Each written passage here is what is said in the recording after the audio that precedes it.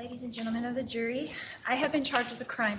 This morning, all eyes are on convicted killer Vallow Daybell as her case is expected to head to closing arguments.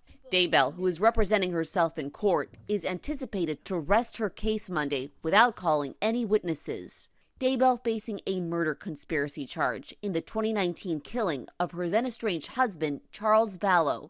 During the trial, she drew objections from the prosecution over her cross-examination of Nancy Ho Hancock, a woman who went on a date with Vallow the night before his death. Do you go on dates with married men? I'm going Not naturally? Argumentative. I'm going to also object under 611 for harassment. So you spent your whole date getting to know each other, talking about me. Don't flatter yourself. No, we did not spend the whole time talking about you.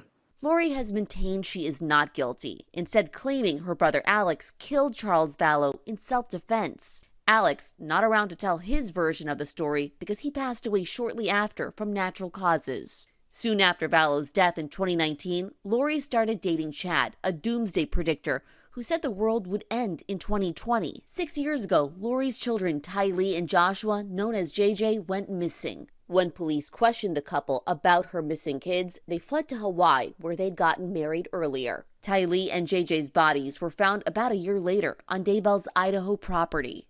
Chad was found guilty of those deaths and was sentenced to the death penalty. Lori is currently serving a life sentence in Idaho for the murders of the children and conspiracy to murder Chad's wife. She's already serving a life sentence without the possibility of parole for the deaths of her two children and the wife of her current husband. So in the grand scheme of things, doesn't change much.